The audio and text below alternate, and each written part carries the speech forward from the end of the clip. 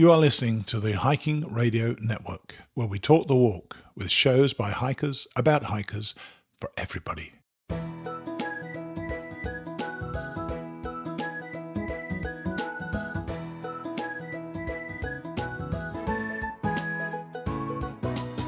Mighty Blue on the Appalachian Trail, the ultimate midlife crisis. Join Steve and his guests every week as he staggers from Georgia to Maine.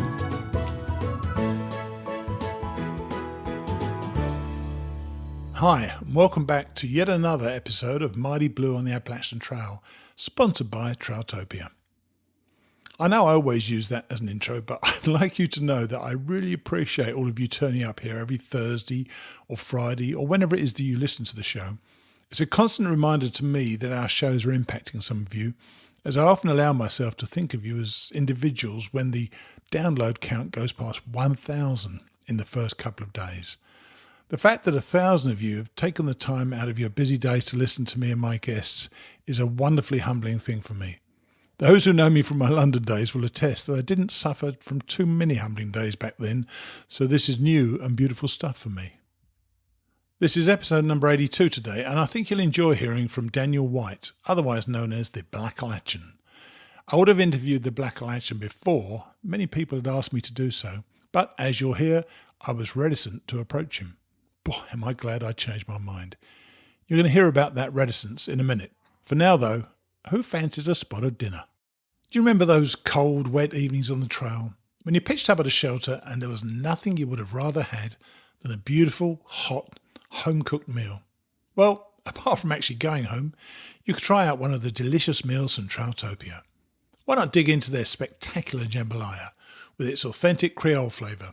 Or how about their beef stew, which is loaded with beef, potatoes, carrots, mushrooms, corn, green beans and green bell pepper in a fantastic beef gravy.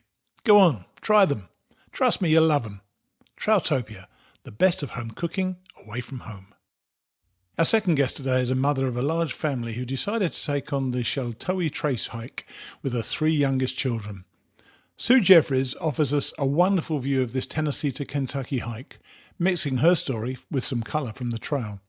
She kept a wonderful photo journal of a hike, and I strongly recommend it to you. The link will be in the show notes. Now, we've got Daniel White, the Blackalachian.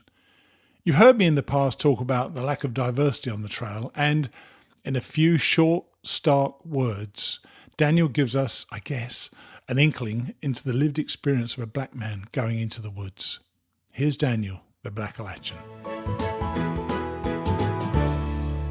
Right, I'd like to introduce somebody suggested by my listeners, and his name is Daniel White, and he's known otherwise as either the Blackalachian or the Blackalachian, depending upon, I guess, what part of the country he comes from. Hi, Daniel, how are you? I'm good. How are you? I'm good, thanks. Do you call it Blackalachian or Blackalachian? I'm tend to lean on the Blackalachian. Once I get, I guess, above the Mason-Dixon line, it turns into Blackalachian. A name for all seasons, quite right too. And I got to tell you, I've seen you on YouTube and I've heard of you a lot, and several of my listeners have written to me about interviewing you, and I kind of wanted to, but I was reluctant because my reluctance is, and we've talked about this before, so I'm going to explain to the audience. I don't want to speak with a black hiker. I want to speak with a hiker who just happens to be black. And I think you appreciated that difference, I'm sure, and hopefully that's reasonably clear to the listeners as well. Yes. So you become fairly well known on YouTube for your AT hike last year. Did you always intend to make something out of that YouTube channel? At first, not really. When I first started looking around and researching the trail, I noticed there wasn't any people that kind of looked like me, so I figured I should start one. And I guess the traction it caught, I didn't expect to catch so much, attention, that it did. You must have felt pretty good about that, though, didn't you? Yeah, definitely. It was surprising, and I mean, in a lot of ways, it helped me through my hike. I'm sure they did. Yeah. And so, how did you prepare for the channel? Did you just start a YouTube channel on the off chance, or did you have to learn the whole process of filming and the whole thing? Well, I kind of, I've been doing music for a while, so I'm All kind right. of familiar with the YouTube whole Okay. social media, arena. Yeah. So you were good to go. So, and I know you've got over 3,500 subscribers on the channel now. You're going to be recording and we're not going to talk about it now, but we're going to talk about it later. The adventure you're going to be doing this year for the channel as well. Correct. Yes. You are. Okay, cool. I just came back from the Appalachian Trail last weekend. When we had scheduled to talk, I had missed you.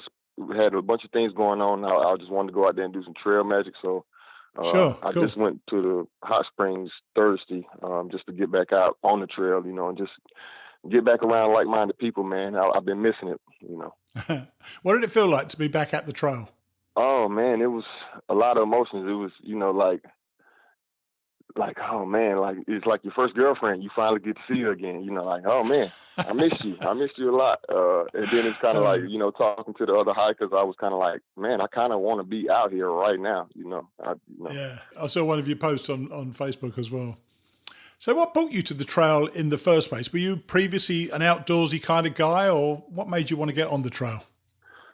Just I needed a break, man. I needed to recharge. I was kind of tired of looking just every day on social media, just this bunch of dissension, bunch of everybody going at each other, and I just kind of was tired of it. And I wanted to try something new and just kind of get me a fresh start some kind of way. And I posted it online on Facebook, and then my cousin said, "Well, go hike the Appalachian Trail."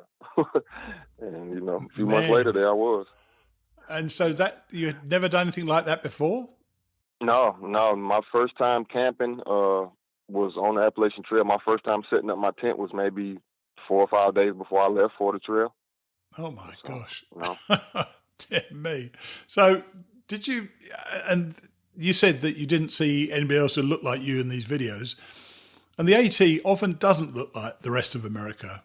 Why do you think the trail is not more ethnically diverse? You've been there now, so you've seen what it's like. Do you have any thoughts about why it's less diverse? I would say one major reason is money. It costs a lot of money to go and just kick back in the woods for 6 months, and that's a luxury that most people of color really just don't have. That's the major reason. Then I would say just education and awareness. We don't go in the woods. I mean, oftentimes when you're black, you hear, man, I'm going in the woods, some crazy folks out there in the woods. You don't want to go out there. Don't be caught out there. And it's that type of thinking, and that's just it kind of sticks with you, That was my family's and stuff main concern coming out. It wasn't that wildlife, it was people. What are the people going to, But good thing is the trail is actually not like that. So that was refreshing. And did you find the trail to be a welcoming place to you straight away, generally? Yes, definitely. Because when you coming through the South, especially once I started getting towards the northern parts, people were like, well, "How was the South?" And I was like, "The South is fine. I was raised in the South, so it's fine." And people showed me a lot of love, down there from Ron Haven down in Franklin, the owner of the Budget Inn.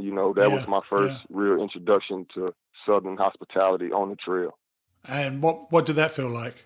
Oh, it was amazing. I had a great conversation. He broke down crying in front of me. I've never had a middle-aged white guy break down crying in front of me. So that was an experience in itself. But it let me know that I was in a different space, and it wasn't about judgment, and it was cool, Don't you find that's what the trail does? It does bring emotions to the fore really quickly, doesn't it? It lets people express emotion far more easily than they normally would, I guess, in real life. Yes, because you're going through so much living. You're packing probably about 10 years of living in 6 months. So that right there is just, man, that's a lot of stuff you're going through on a daily basis, and it's just, it's intense. So your family and your friends warned you not to go out on the trail, and when you got back, you've obviously spoken to them about it all. Have they gained an impression from your YouTube videos, or have they gained an impression from talking to you that the difference now? Yeah, my close family and my close family, people that know me, they still don't get it. I don't think my family gets it. I don't think anybody, unless they do it, will actually get what this journey is. I agree. Yeah, I don't think people can just get it if you tell them about it. Yeah.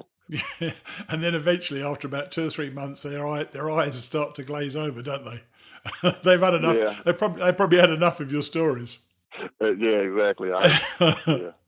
So, do you think that the attention that you've been able to attract is going to bring out more Black and Hispanic hikers to the trail? And do you have any real insights into why it's really? Is it not? Is it just money, or is it a natural inclination not to go into the woods? Well, I mean, I can't speak for Hispanic, but I know growing up Black, you hear a lot of times, and just history, when Black people go in the woods, they usually don't come back out the woods. If you Oh can my understand gosh! what I mean by that. Yeah. So that thinking, that gets stuck in your head, and that's just a reason. Just man, I don't want to fool around there. Like when I was driving to Hot Springs last week, I'm not scared of the wildlife. I'm scared of being pulled over on one of these back roads by somebody that doesn't like the way that I look. That's the Wow. scary part. So I think that's the main thing that keeps people of color out the woods. And money will be right behind that. In my opinion. Yeah. You know what? I'm never gonna second guess your opinion because it's your lived experience. And the mere fact that you say that you get concerned about being pulled over in the mountains by a guy with a gun, man, that's effectively what you are saying. That is a terrible indictment upon all of us, I guess. And one of the reasons, to a degree, I was a bit concerned about talking to you about this part of your hike, but it's such an important part of your hike. And I think if you could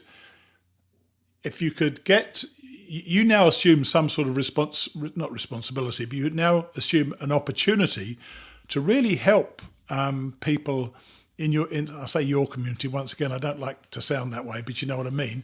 In the Black No, community, that's you fine. could really make it. You could make a massive difference by going in there. Say this is safe, and you can do it Yeah. cheaper. I mean, frankly, I saw people out there who hardly ever came into town, and how they survived, I don't really know, but they hardly ever came into town. So you kind of can do it, and I wonder whether you've ever considered, now you're back and leading a bunch of people out there in your community out into the woods, and just even if only for a 3 or 4 day hike. Yes. And I plan on doing that this year. The only thing about that is I kind of have to take it upon myself to get all the gear, because people that gear is expensive, and if they don't have any experience with the woods, they're not going to go spend $500 or $1,000 to get the gear to actually come out there. So I'm Yeah, gonna have to go yeah. get the gear first, What and then about I can take them out. isn't there any way in that you could get? I'm talking off the top of my head here, so please tell me if I'm an idiot. I understand, but if there's a group, one of the bigger companies might be able to provide a couple of demo gear sets to a bunch of people, and you can take 5 or 6 people out there. I just think there's such an opportunity somewhere. I'm not sure. I'm not sure what the way forward is, but I think you're the person to do it because you've gone out into the woods, you've made a name for yourself as a Black guy hiking on the trail. Man, that is a powerful, powerful thing. And you can do something with that. And I'm not talking about financially for you, but you could do something for a community and help them get into the woods. I think there's something that, 1 or 2 of these companies would be smart to talk to you about. Yeah, that's true. A couple of companies have reached out. It's just all about keeping it grassroots. Sure. When it comes to this hiking community, outdoor community, I want to make sure everything is grassroots. I'm pretty sure that everybody that comes out here is not really big on corporations and that kind of stuff. So I just want to make sure it's done the Yeah. right way. I understand, but I think you've got a real opportunity there. Now, I'm going to ask you one more question on it. Did you experience any negativity on the trail or in trail towns towards you because of your race? Yes, only time that I felt that could probably get potentially dangerous was right around the Mason-Dixon line. There was a couple guys come down and was harassing me and a fellow hiker that I was hiking with, a white woman, and it kind of came. It was an intimidation thing that came down and just was sitting around Penmar Park. We were sitting in the little Yeah, I overhang remember it. Yeah, I in the remember it. pavilion part, and Yeah. yeah, and they just came down, and it was an intimidation thing that came down. They was yelling howling like wolves, and rode their bikes up with. Oh, Jesus. It was real. It was just real eerie, man. It was real weird. I knew the potential of danger. I seen it, so I told my hiker girlfriend, pack up. We're gonna hike through the night, and which I don't do. I don't night hike, but I was like, let's go. Because I can see where this is headed. Yeah.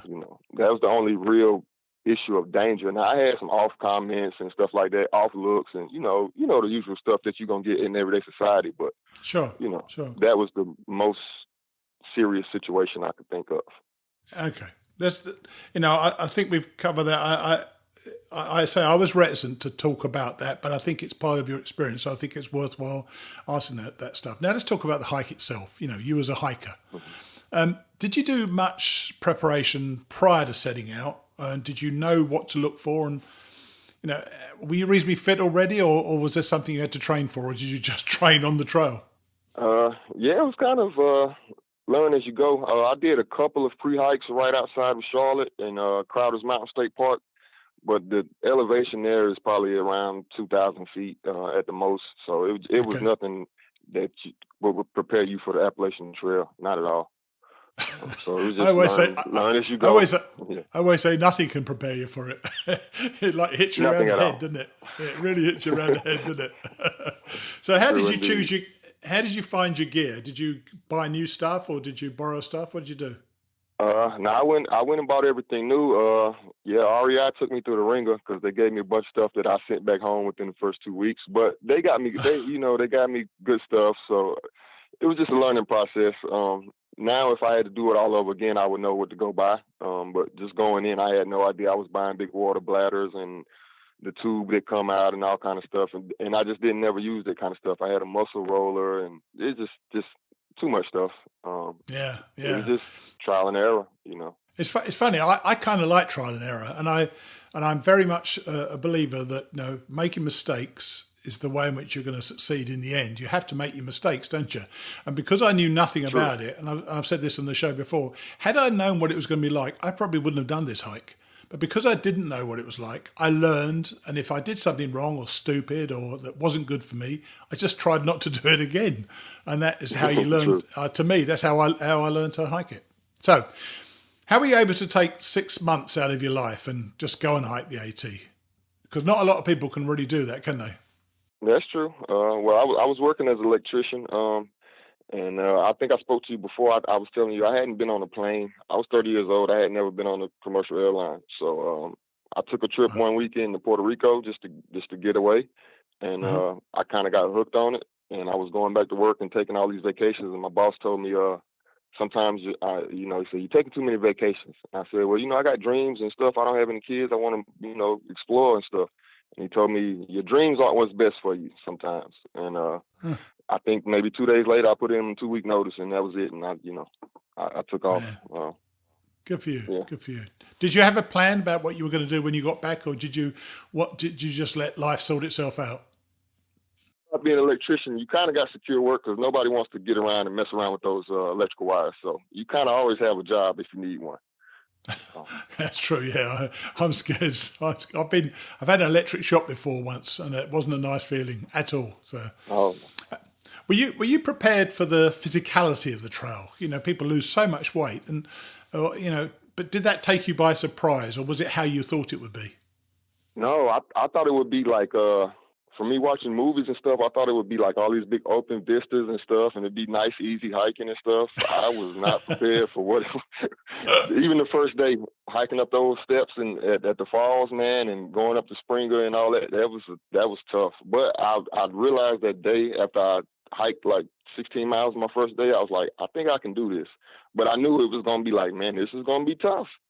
But you did 16 miles on your first day. Yeah.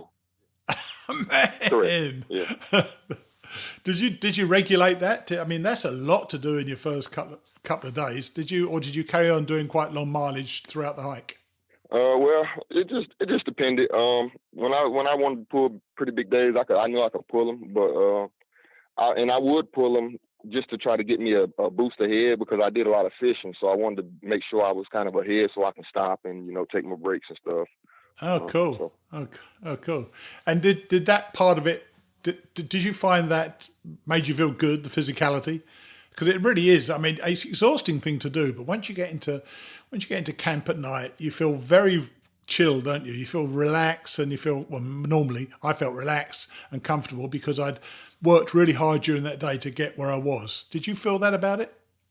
Oh man, you feel like a beast. Like the further you get, the stronger you Yes. feel. And you know, just it's like, man, I'm going every state you knock off, every little milestone you get, you feel stronger. I Yeah. used to Yeah. liken it. I used to compare it to I don't know if you were a fan of Game of Thrones. Like, you Never know, I'm seen it. headed towards the north. Yeah, All it's right. a thing. You know, they say that I'm headed towards the north. You know, and I'm saying I'm going to fight the White Walker. So so I'm getting stronger. You know, one of Did you those lose type of weight? things. Did you lose much weight on I the didn't trail? lose a pound. No, I didn't lose a Really? pound. Yeah, I didn't lose a pound. Wow. Because I'm already skinny, All so right. it I wasn't see. much to lose. There is that, of course. Yeah. And when we spoke about doing this, you told me that you'd expected the AT to be a little bit more like the PCT. How did you reach that expectation? Because you hadn't done the PCT, had you? No, just from watching stuff like Into the Wild and just any kind of nature show. When you see those mountains, they just wide open. You know, they always showing you Yeah. some like West Coast Colorado mountains or something. They always wide open. But I'm like, oh, okay, that's what's here. But then I went to Virginia and it was 500 miles of tree cover and Tunnel. woods, and I was Yeah. like, oh, yeah, this is different. Personally, I love that part of it. I love being in the. Did you find yourself getting very comfortable in the woods though?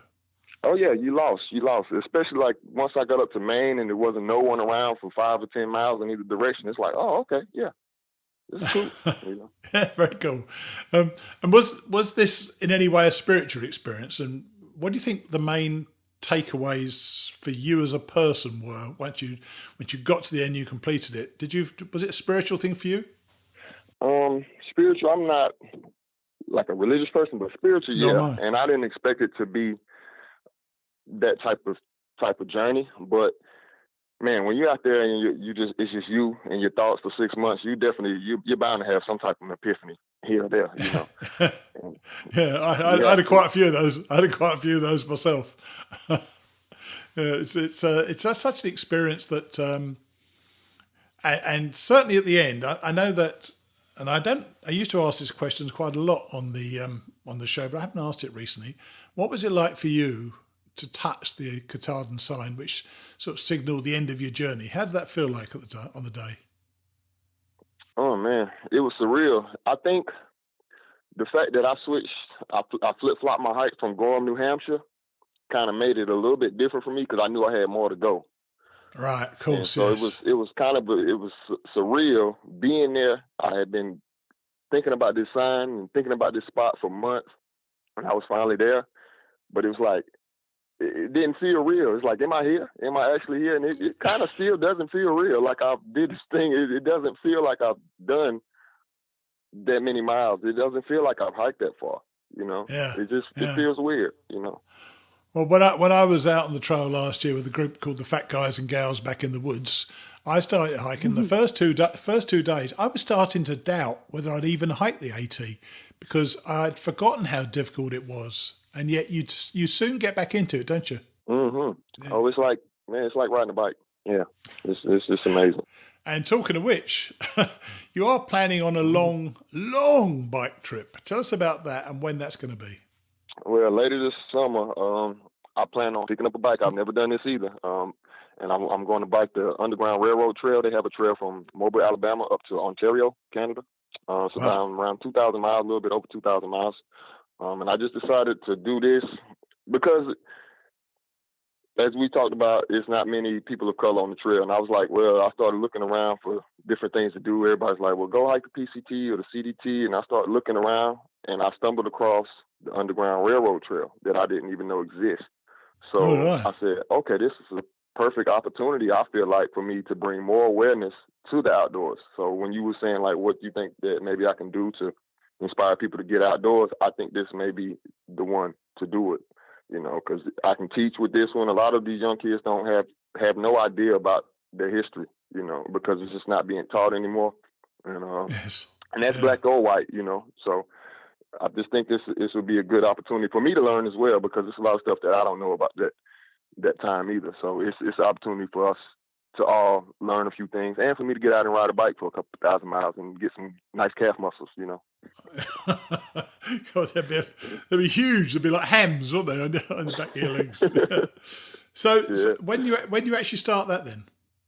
I was supposed to start that around probably the summertime. I got my maps and stuff. I've been plotting my journey. I got to get more gear. I got to get my bike and everything. So I'm just waiting to get my material to go, and just actually properly plan. So I'm thinking around June or July. It's not really an underground railway trail, though, is it? I mean, it doesn't go underground much, does it? No, it goes through. It travels the road, then it travels, through the woods a little bit, and it travels around a lot of historical points and stuff like that, museums and stuff like that along the way. Nice. You could make a really good film out of that, then, couldn't you? That's the plan, hopefully. Yeah, crikey. And I know that after you finished the AT, you said that you went to hike the Foothills Trail after Thanksgiving, which must have been pretty darn cold. And did you enjoy that, the cold weather hiking? Yeah, it was pretty cool because it's South Carolina, so it wasn't super cold. It was pretty chilly, but it wasn't mountain cold, I guess you could say. But it was a nice hike, man. It was more strenuous than I thought it would be. I was saying, oh man, I just got home from hiking AT. I'm just, this big superhero guy. I can go knock this out. And I was like, I'll do this in 3 days. It's like 75 miles. And I was like, oh yeah, I'll do this in 3 days, no problem. And I got out there, I was like, oh, my trail legs are gone. And it took me around 5, and I still got, I think around 10 miles left to finish. But it was a good hike though. This is why I wonder about section hikers. Every time they go out, they have to get their trail legs again, don't they? That must be so difficult to do. It's much more difficult. I think it's more difficult than through hiking in some ways, because once your legs kick in, they're fine, aren't they? You can walk anywhere. Even I could, and I'm in my 60s, so I could do that in my 60s. So God knows what it's like for these section hikers. Every single time they go out, they have to start again, don't they? And then just the mindset of putting yourself through that pain again, like, because some days are not going to be great, so you got to have a real tough mindset to get out there and be a section hiker. I commend them, definitely. Yeah, and talking about your mindset, just kind of going back to the AT for a second, were there days or even weeks where you considered quitting, or did you always think you were going to go all the way to the end? Well, there's times where you just have bad days. You're like, nah, man, I could be home. But I never thought about quitting. I just, at a certain point, you get too far in. After 200 or 300 miles, I'm like, man, I don't walk 200-300 miles. I can keep going, and then just the support of the people that was watching and stuff like that. There's no way I could turn and go home. Like, there's no way. My pride was keeping me out there on those days where I wanted to quit. And the other days are just so beautiful. It's just like, yeah, whatever, let's go. I tell you what, and I don't know whether you particularly want to do this, but I think, as I said to you, I think you've got almost a unique opportunity within the black community to do something for that community and get them to understand what it's like. You could even on your trip, you could probably go into a couple of towns and do advance notice. I don't know how you do it, and perhaps on your channel, say, I'm going to be in a certain town at a certain time. Would love to meet some of you guys to come out and hike a couple of miles with me or something like that. I just think it's a really important thing. And the reason I think it's important, by the way, is that the Appalachian Trail has to reflect the society we're in. Because if it doesn't, it won't get the support it should have, And so it needs to be like the society, in my opinion, it needs to be like the society we're in. Have any other plans? Any other plans for the future with regard to outdoor life, or is there something anywhere else you'd like to really go for? Are you going to go for the Triple Crown at some stage? Oh, definitely. Man, all I can say is, if you've been following me this far, man, don't get bored because we got a lot coming. You can look forward to me hiking as long as time and money allows me to. I will continue to do this. I fell in love. I went to see my uncle a couple of days ago, and he was like, "You really like this stuff?" I was like, "Yeah, it's nice." And have you got any of your family or friends wanting to come with you next time? Yeah, they say that until it's time to go. Everybody says, "Oh yeah, I'll come with you." Yeah, I'll say that. Then like when I went up here last week, and everybody's like, "Yeah, you should have called me. I would have came." It's like, yeah, whatever. That is hilarious. But look, I wish I had spoken to you before, because it was and it wasn't prejudice, that, but it was more. I just didn't want the fact that you're a black guy to be an issue in terms of a conversation. Yeah. But it's part of your lived experience on the trail, and I really appreciate you sharing that with us. So, thanks very much for talking to us. Oh, man, thank you for having me, definitely. Okay, man, well, you have a great trip, and when you've done more of your hike, of your other hike, contact me again. We'll have a little catch-up on the trail. You can tell me how that's going as well. Yes, sir. Yes, sir. Okay, Daniel. Well, thanks a lot, and I'll speak with you soon. All right. Thank you. Take care. Cheers. Bye. Of course, I've no idea what you took from that, but I found it to be, I don't know, somewhat disturbing. Daniel's main concern wasn't animals. It wasn't the weather. It wasn't the mountains. It was the people. Can you imagine even having to think about that? Did you hear what he said? When black people go out into the woods, they don't normally come out of the woods. Just imagine what it must be like for an impressionable young black kid to hear that from his or her father. The more I hear from people, the less I think I'm aware of people's lives. Driving to the trail with a fear of getting pulled over by a cop. How can that be right? It's the 21st flipping century, and a grown man has to concern himself with the terrible crime of driving while black. That is almost unbelievable. As I said, it's his lived experience, and I honour it, and I appreciate him talking to us about it. I still think, though, that he has a great opportunity to educate his community. And if they want to tap into a potential market, the various gear companies could do themselves and the rest of us a huge favour by funding a few outdoor adventures for underprivileged kids, both black and white. We had a couple of new 5-star reviews this week, and you know how much I love a good review. Celiac 5K Mama calls the show absolutely delightful. She goes on to say that it is a treat to listen to Steve tell not only his fascinating story, but also to allow so many wonderful people who have hiked this magnificent trail to tell theirs. Yep, Celiac 5K Mama, it's the stories that really resonate with you all. iTog33 says, I needed this, then goes on to declare, I love, in all capital letters, hearing his dilemma of midnight trips into the woods to empty an aging bladder, as I know I'll be facing the same concerns. Nice to know I won't be the first to receive applause from 30-somethings on my return. You certainly won't be, iTog33. All human niceties go out the window once you step on the trail. Trust me, it's easy to get used to. Now, let's hear about another non-AT trail and the mother who took her kids on it. Here is Sue Jeffries. Right, I'd like to introduce Sue Jeffrey. Firstly, hi Sue, how are you? Hi, I'm good. And Sue's going to tell us about the Sheltowee Trace. I'm not terribly sure what the name's all about, but it's a hike that she did with, well, firstly, just two of her daughters, and then one of her sons joined them after, I think, about 100 miles. So you did this in June 2017. Sue, what was the reason behind doing such a long hike? Well, I have a son that's a thru hiker. He's done the AT and the PCT, and I have a daughter who has wanted to do a thru hike. And so, but for time reasons, the longer ones weren't something that we could do. And so we started looking at some of the shorter trails.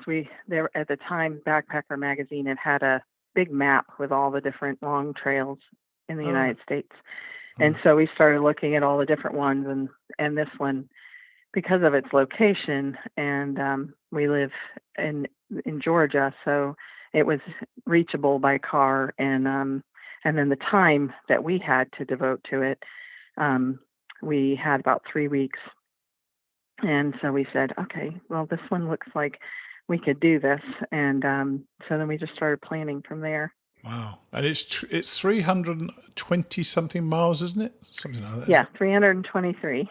323 miles from Georgia to, where in Kentucky is it? It actually starts in Tennessee and goes for a little bit into in Tennessee, not too much. And then mostly it's in Kentucky. It goes, it's sort of east of Lexington.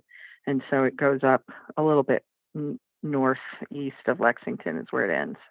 Yeah, I've got to tell you, I had looked through it when we first talked about doing this, but somehow we kind of lost touch in the last couple of months. Well, it was my fault. I didn't follow up on this. I wanted to do this. And this morning I went through this beautiful photo journal of your hike that you did, 24 days on the Sheltowee Trace, with Nemours' mum, Pan, and little librarian, later joined by a wonderfully named young man called Inertia.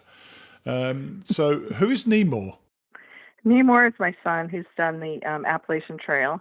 and the PCT, and then he's also done a lot of other hiking. And so All he has right. a YouTube channel. And so we have been out hiking in various places, and people have been like, "Oh, you're Nemor's mom." And so that sort of just became what I identified with, which I'm not sure how much he likes that, but I hiked with him for about 50 miles the first time he did the AT, and so All everybody right. there just called me Mom or Nemor's mom or something like that. So So you never actually got your own your trail name now is Nemo's mum. yeah, That's pretty much. kind of odd. So how did Pan and Little Librarian become so named? My daughter Pan kind of picked her own. She just liked that. It's one of the story series. It's based on the Peter Pan series. All right, And right. then my other daughter was choosing books to bring with her, and they were just kind of laughing at her because who chooses to bring books with you when you're hiking? And so my other daughter named her that. And then we all sort of just named Micah Inertia because of he just sort of sits where planted. It takes a That's lot to funny. get him moving. I can see from the pictures that as well. Yeah.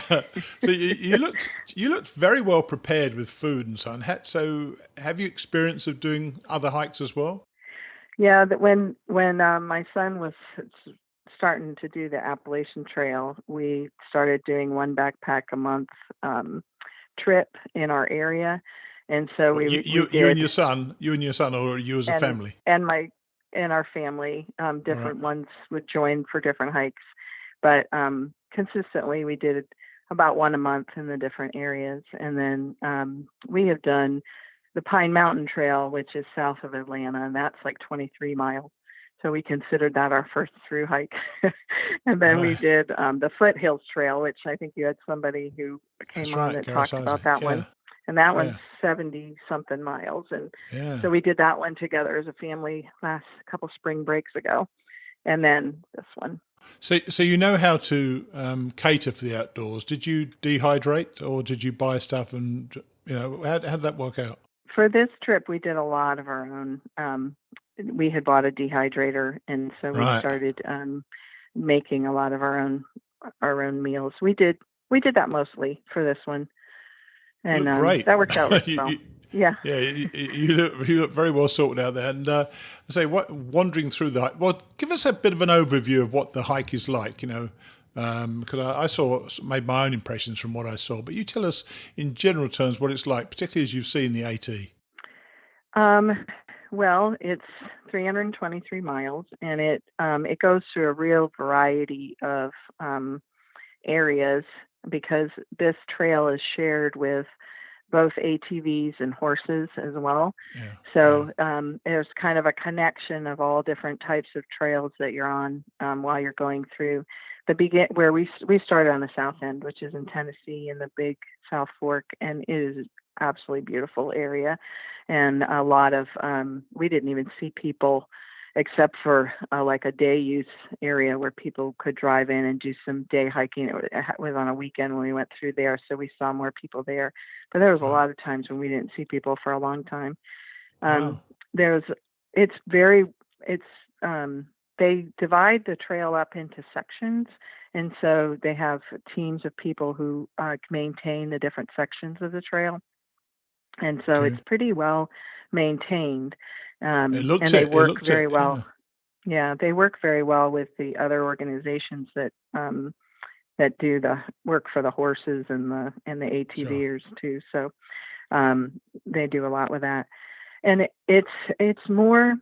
There are some steep parts to it, but there's no huge elevation changes, so it's not as rigorous as the AT. But there I, s- are I- places where you're doing some, steep climbing up to overlooks and that kind of thing. yeah, I saw those. And they were particularly beautiful. It seems to be. There seems to be a little bit of road walking nearer the end, from my understanding of reading through your journal. But there's not Hmm. much road walking, is there? I asked Steve Barber, who's the head of the organization at the Sheltowee Trace Association, that's an active group that kind of promotes the trail and takes Sure. care of it. He said it's 18% road walking. Oh, as much as So, that? I'm surprised. yeah. So So it 18%. was, That's about 50 odd miles, isn't it? Maybe 60 miles. yeah. Yeah, that's So, but surprising. there's one really long one, and everybody who has hiked it before is kind of like, that Heidelberg road walk. But actually, to us, the road walking wasn't so bad because it's not all together. So it's not like you're on the road for days or something like that. No. But it's pieces, and you can go a lot faster. So than when you're That's kind true. of trying to go over, Yeah.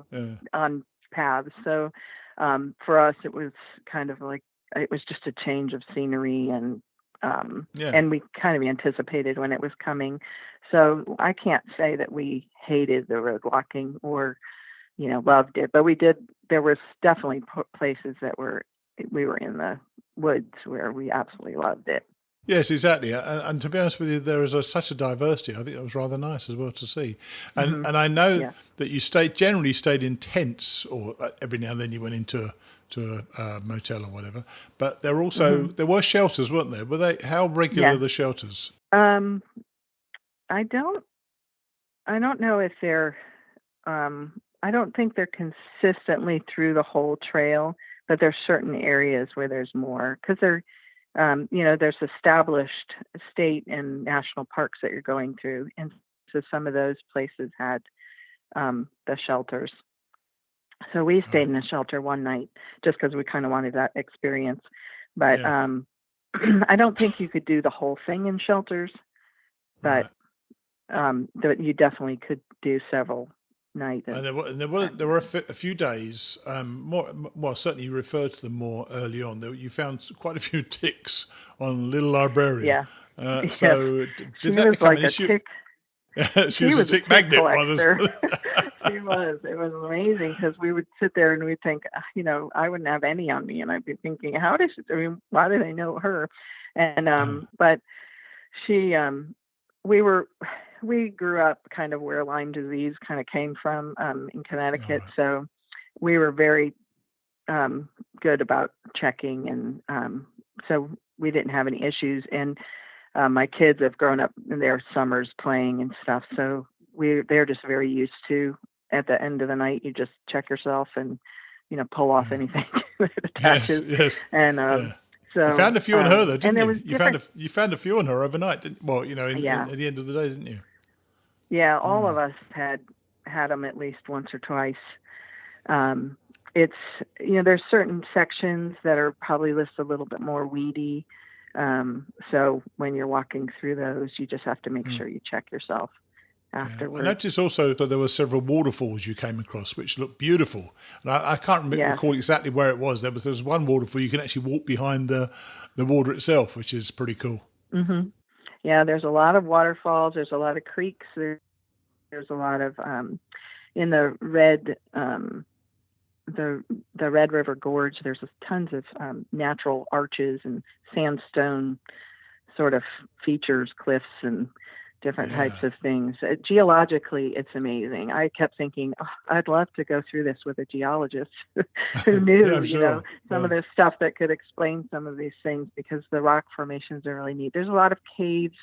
You can stand in the fronts of them and you just feel the cool air coming out of them. It's really neat. I bet. Nice. And I know you're a homeschooler. Did you homeschool your kids, or was that the homeschooling itself, the whole adventure of the trail and identifying the animals and so on? Yeah, we kind of laugh at that. It's like hard to go on vacation when you have your homeschool teacher with you. But I mean, there's some of that because of we saw box turtles almost every single day, and at one point there was a big storm that came in, and it caused them to want to lay their eggs. So we got to see several of them digging their nests. We saw one that was actually laying his eggs or her eggs, and so that was really cool. And saw several, and just saw a lot of, so we looked when there was one time where there was a storm that came through. So we went to a hotel and took a 0 day that day. And we looked up box turtles and we looked up ticks, and we tried to find out because we had seen several different kinds of ticks. So we were looking up the different kinds, and really? That kind of part of our life is it just happens. Yeah. Now, by the way, I didn't make a note of this at the time, but I've remembered now I think about it. One of your notes you said right at the very end was that Little Librarian has become the youngest person to ever hike the trail. Is that correct still? Yes. Yeah, she did. How old is she? She was 10 when we did that. She's 11 now. Wow. Oh, good for her. Fantastic. So she was the only one that has gone through the whole thing. And funny for us, it was that we were the largest family that had hiked. So 3 of us, and then really? Micah joined us for most of it. But I mean, there's 10 of us. So to us, 3 of us doing something doesn't seem like large, but we kind of laughed. But there are 10 of you. Yeah, but yeah. Oh my gosh! What happened to all the others then? I saw quite a few of them, but what happened to all the others then? Were they didn't want to join you, or it was just a case it wasn't convenient? Well, these 3 are my youngest 3, and right. So my one that's a hiker was he did that summer. He did half the Appalachian Trail, and he did the Great Divide Trail, and part of that, and then he also did the Long Trail in Vermont. So he was doing a lot of hiking. And then I had another daughter that was in Peru, and my kids are all over the place.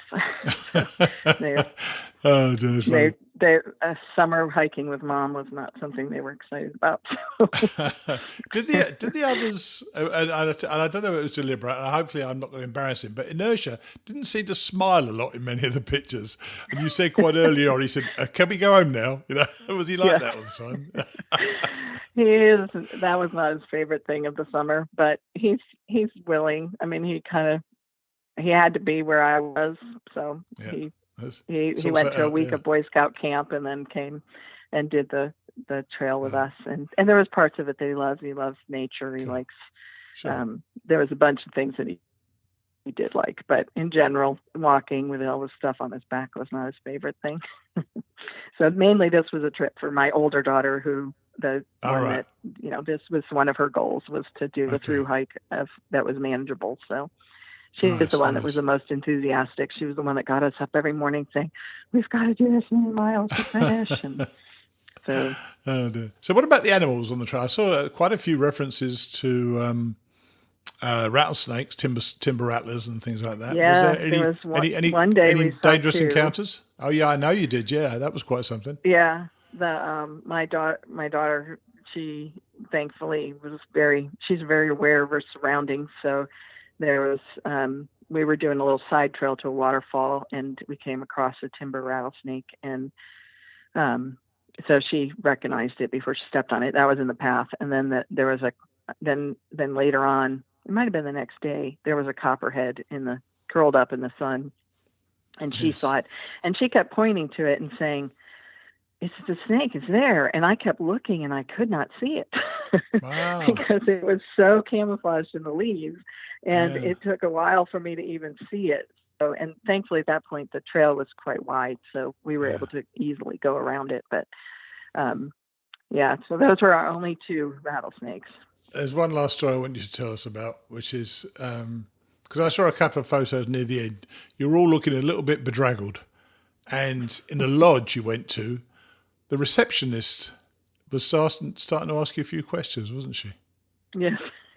We went to the Natural Bridge. The one nice thing about this trail is that you can camp the whole time. So like if you're training for the AT and that's what you want to do and you want to use your equipment, there's a lot of places to camp. But there's also a few state parks where you can actually stay in the lodges.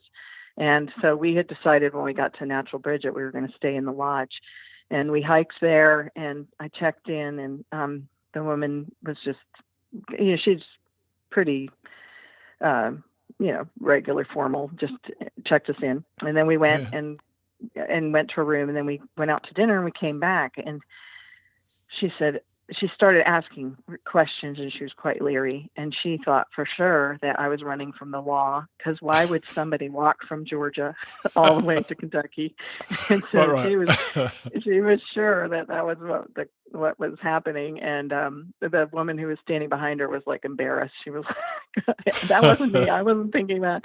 But then after a while, she really believed her story, and she had never heard of anybody, I guess, through hiking it. So Wow. she believed us, gave us her phone number, and said, please call if you need anything. So we were able to call her at the end and tell her that we finished, and she was relieved that we had made it. And so it was pretty funny, though. I think it's a great achievement. And one last thing I did want to ask you, and I presume this is right, because it looks like you were crossing a lot of creeks and so on. Water was easily accessible on this trail, wasn't it? It is all the way until the end. At the end, there's some sections that they, especially in the drier parts, which we didn't find, but there's a town of Moorhead that you walk through. And so when we walked through there, we were under the impression that we were not going to see water for a while. So we filled everything that we had with water. We were so weighed down when we went out there. And of course, you go straight up when you get out of there.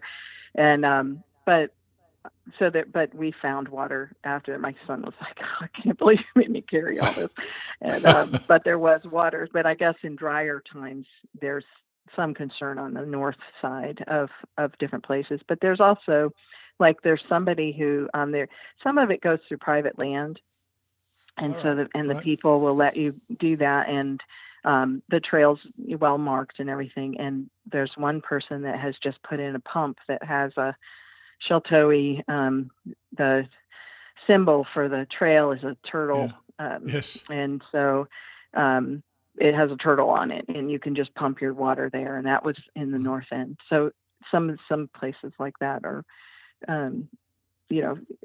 there is a guidebook that it was published in 2010. So the trail has changed some, but we used that, and it was pretty consistent with telling us when we could get water and when we needed to make sure that we had it. It's a wonderful thing to give your kids. It's a wonderful achievement for them to have done it, and particularly for a little librarian to be the youngest, which is even cooler. And I really appreciate you telling us all about it. Yeah, the organization that runs it is incredible. So if anybody's interested in doing it, their Facebook page is very active, and if you just search for Sheltoe Trace Association, and they have they will give shuttles, they will bring water. I mean, they're very, very they'll help with any advice. They have a weekend program where people hike once for 11 times. They do the whole trace in a year over a series of 11 weekends throughout. Nice. Oh, what a lovely way to do it as well. December, they have nice.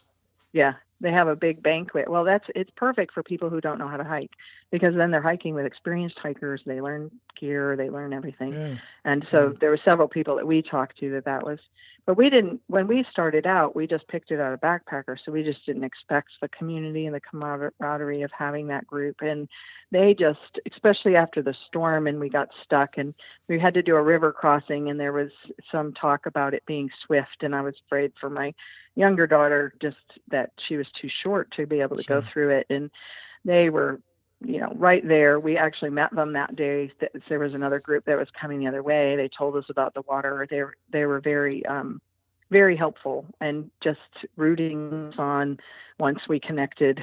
So they invited us to come up to the banquet in December, and they honored Anna for being the youngest. And it was just a really, really great cap for the whole experience. So that was really fun.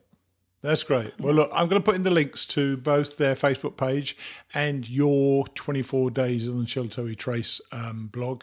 And I highly recommend people to go and see the blog, because you may not have a guidebook, but this will give you a real idea of what and certainly from the pictures, what it looks like, what it feels like to do this hike. So I commend you for that. And thanks for coming on and talking to us. Oh, thank you. It was fun. Cheers then. Bye. Bye. Didn't that sound great? As I say, I highly recommend Sue's photo jar. It gives you a real good look at the trail, and I particularly like the scowls on Inertia's face in pretty much every photo. Don't forget, I'm still looking for non-AT trails for our listeners to discover, so don't hold back. Contact me at steve@mightyblueontheat.com and we'll set up a time to record. If you've done one of these shorter trails, our listeners would love to hear from you. I just want to address something now. Don't worry, it's not a rant about a bad review. As many of you know, I've started yet another podcast, this time with Dixie, or Jessica Mills. She's hiking the Continental Divide Trail, and I'm putting together a couple of shows a week to get up-to-the-minute news of her. She is so popular on YouTube, so I'm experimenting with, I guess, a new business model. People are used to getting shows for free, as sponsors, or even the organisations themselves, step forward and help defray the costs of producing these shows. I started the Hiking Radio Network to house my podcast in one place, and as Jessica didn't want sponsors for the podcast, preferring to keep her own integrity intact, I had to get a little bit creative. I didn't think that $4 a month would be too onerous, but you would have thought that I'd asked for your firstborn. To be fair, most people have been positive, but a couple have been really crappy about it. When did the human race decide that they were entitled to receive everything for free?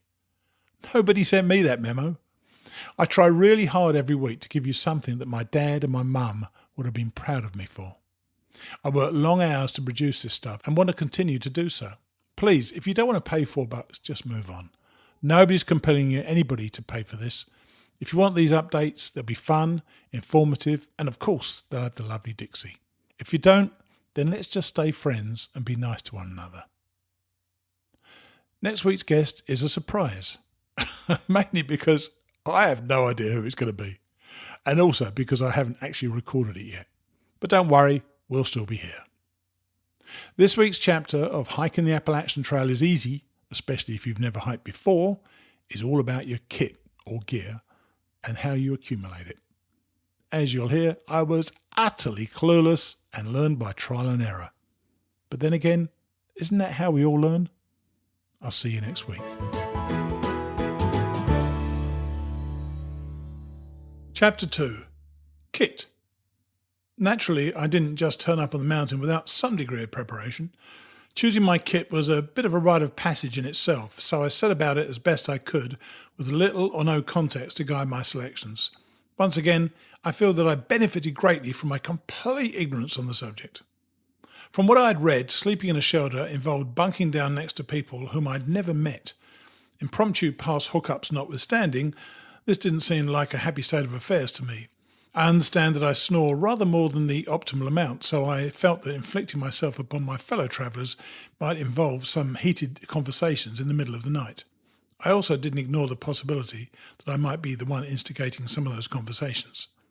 For these and other reasons, mainly related to bodily functions, I decided that a tent was my only realistic option. Not only did it feel more like camping, but it would also have been Bear Grylls' choice.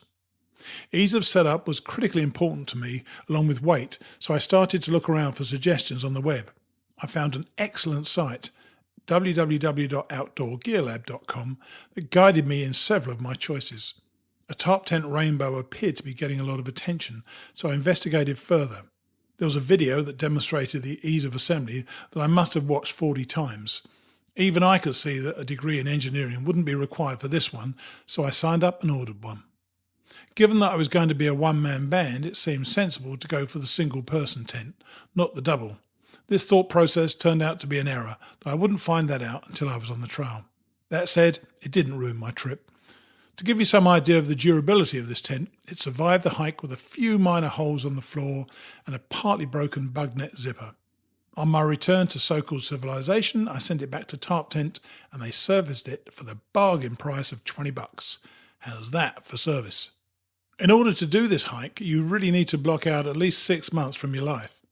I know that this isn't possible for everybody, yet for me, December 2013 opened up my schedule. I sold my insurance business and turned my attention to Georgia. The day my wife and I signed over our company to our buyer, I felt that a symbolic gesture was required. I hadn't discovered outdoorgearlab.com by this stage. It seemed to me that boots were going to figure fairly prominently in the coming months, so I headed to Environeers, a local outfitter in Sarasota, Florida. I have big feet, so I wandered into the shop and asked to see a pair of size 13 boots, the first in a litany of errors on my part. The young, patient woman who tolerated my stupid questions gently suggested I needed one size larger than I had requested. This made no sense to me at all, yet she stuck with it. She explained that I would soon have problems and would likely fail to exit Georgia if I insisted upon size 13s. For once in my life, I listened to somebody who clearly knew better than I and went for the size 14s. With a pair of thicker socks, they fitted perfectly as I tramped around the store trying to get used to the feeling. When I left the store, I was $250 lighter, but I had started my journey. It is also worth recording that buying the correct size boots helped me tremendously. I didn't suffer a single blister over the next 6 months and was grateful every night when I pulled my boots from my feet.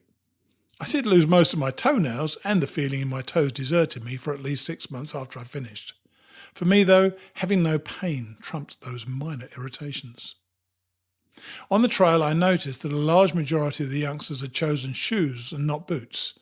I can't give you any advice on shoes, never having tried them, but I felt secure in my boots. My ankles were an early concern, and the higher boots gave me a comfort that I couldn't imagine replicating with shoes. I was also fairly confident in my belief that Bear had always avoided blisters as well. While I was in the store, I took the opportunity to figure out what else I might need. We had sold our company and the check was burning a hole in my pocket. However, I only wanted to commit to boots on that first day. My smiling young friend was happy to show me other things, so I went with it. She may not have realised it, but she was an early inspiration to me in my quest. Backpacking, by definition, requires a backpack, so we focused on those for a while. The size, features and weight were so varied that I felt all the confusion I normally get when choosing a mobile phone. I was overwhelmed and really had no idea what I was looking at. This was a little discouraging, so after trying on a few packs, I thanked my little helper and went home. Having chosen my tent on outdoorgearlab.com, it seemed to make sense to look at everything else in the same place, so I concentrated on backpacks.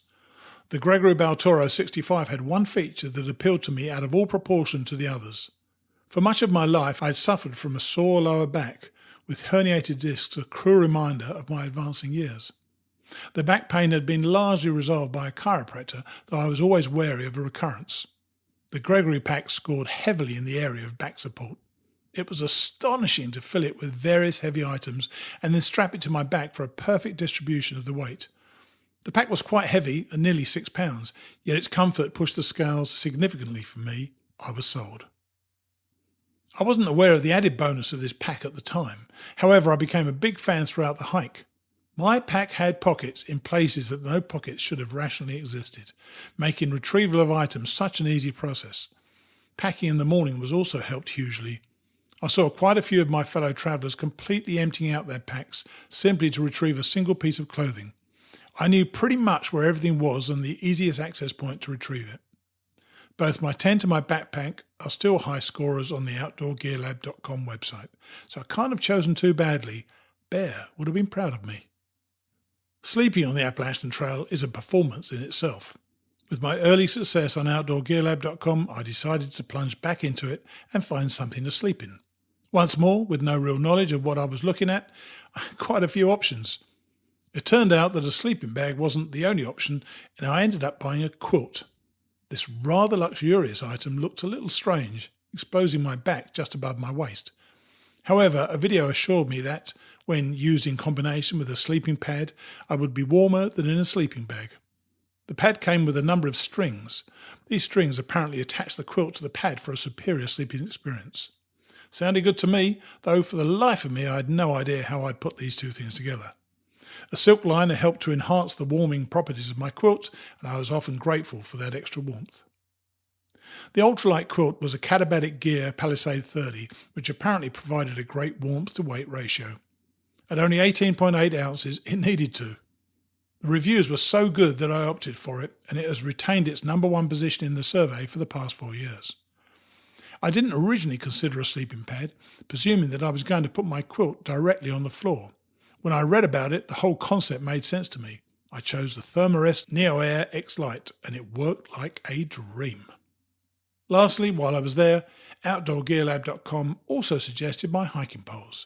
These were Black Diamond Alpine Carbon Cork poles. I was especially drawn to the cork handles and adjustable length. Cork apparently helps with sweaty palms. Considering the exertions ahead of me, it seemed entirely plausible that my hands would be clammy for a good deal of the day, so another box was checked. These poles were so reassuring to use, allowing me to prevent falls on many occasions. I never failed to be astonished that hikers felt sufficiently balanced to go without poles. I doubt if I would have got out of Georgia without mine. I fell enough times with poles, God knows how I would have fared without them. None of this stuff was cheap, with the quilt and pad alone costing me nearly $600. However, the fact that every one of my choices has lasted either at the top or near the top of recommendations, then I consider the money to have been well spent. If you read my account of my hike, you'll see that the warmth of my quilt helped me get through some very uncomfortable moments, while my tent truly became my home away from home. I ordered the majority of my kit at the same time, and over the following few weeks, various items turned up at my door. I was so excited when everything arrived and immediately set up my tent on my living room floor. The quilt and the sleeping pad had arrived the day before, so I put my little camp together as a kind of dry run for the main event a few weeks later. Sitting inside a tent in my living room may sound a bit crazy to you, yet it felt strangely exciting to me. I'd already returned to Environeers to buy some of the smaller stuff, headlamp, spork, mini stove and water bottle, so I had quite the line-up keeping me company inside my tent. My wife had bought me an orange trowel and tush wipes for Christmas, so I felt about as kitted up as an adventurer could be. I couldn't wait to get out there. Eat your heart out, Bear Grylls. If I could share one piece of advice with you regarding gear, it would be the importance of weight. Your time on the trail will be immeasurably better if you're able to hike with a pack that doesn't feel as if you're carrying a junior horse strapped to your back. This advice may seem beyond obvious, but it didn't to me as I was making preparations to go. I had a list that comprised approximately 50 items, including the big stuff, tent, sleeping kit, boots, poles, etc. The majority of these were self-evident and had been purchased. There was other stuff that seemed to be critical: lightweight camp shoes, headlamp, water bladder and or water bottle, stove, cookpot, spork, a combination of spoon and fork, water treatment system, knife, first aid kit, toiletries, sunscreen and the ubiquitous duct tape. I was exhausted merely contemplating these items. Accumulating them took several weeks. Despite the relative smallness of each piece of equipment, it all soon added up. Along with my winter clothes in the beginning, I expected to be weighing in at around 35 pounds. Not even close. I ended up adding my iPad, my chair attachment, and other stuff I can't recall that nestled in my pack for weeks on end without use. Once everything was jammed into my pack, I weighed in at a hefty 42 pounds. My best advice is that once you have established what you think you need, go through it again to get rid of everything that isn't crucial. Much like real life, your time in the Appalachian Trail is far better without too many distractions.